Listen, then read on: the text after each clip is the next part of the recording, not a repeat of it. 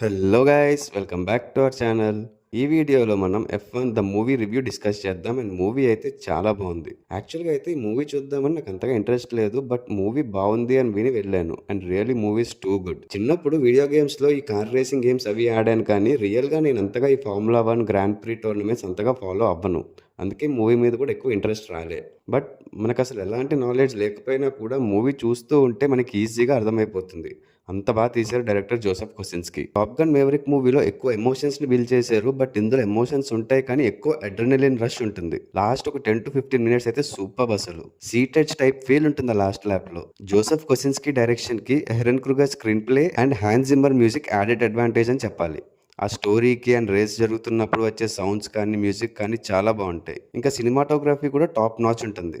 Story విషయానికి వస్తే 30 years back Sony హేస్ world లోని నెంబర్ 1 డ్రైవర్ అవ్వడానికి కొంచెం దూరంలో ఉండగా కార్ క్రాష్ అవుతుంది అండ్ యాక్సిడెంట్ వల్ల తన కెరియరే ఎండ్ అయిపోతుంది. ఆ తర్వాత డ్రైవింగ్ మీద ఉన్న ఇంట్రెస్ట్ తో చిన్న చిన్న రేసింగ్ ఈవెంట్స్ లో డ్రైవ్ చేస్తూ ఉంటాడు. సో ప్రెసెంట్ ఏపెక్స్ జీపీ అనే టీం F1 ఈవెంట్ లో ఒక్క రేస్ కూడా గెలవదు.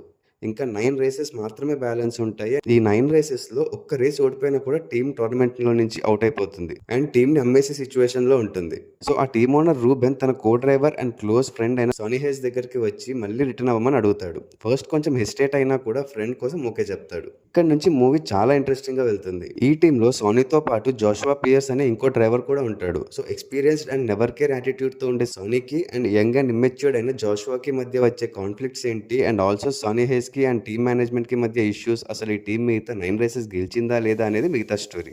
చెప్పా కదా, స్టోరీ అయితే చాలా ఎంగేజింగ్ గా ఉంటుంది. ఇంకా పర్ఫార్మెన్సెస్ అయితే Brad Pitt as Sonny Hayes too good. Both physical గా అండ్ మెంటల్ గా ఎంతో పెయిన్ ఉన్నా కానీ అది బయటికి కనిపించకుండా ఫుల్ చిల్ మోడ్ లో ఉంటాడు. Also Damson Idris as Joshua Pearce కూడా చాలా బాగా చేశాడు. ఇంకొక important character Kerry Condon as Kate.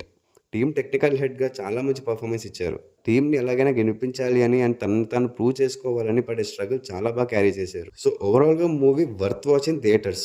ఈ రేసింగ్ అవి ఇంట్రెస్ట్ ఉన్న వాళ్ళకైతే విజువల్ స్పెక్టకల్ అని చెప్పొచ్చు. ఇవేవి అంతగా ఐడియా లేని నాలాంటి వాళ్ళు కూడా చాలా బాగా ఎంజాయ్ చేస్తారు. సో ఓటీటీలో వస్తే చూసుకుందాంలే అని వెయిట్ చేయకుండా వీలైతే ఖచ్చితంగా వెళ్ళి థియేటర్స్లో చూడండి. Definitely will love it.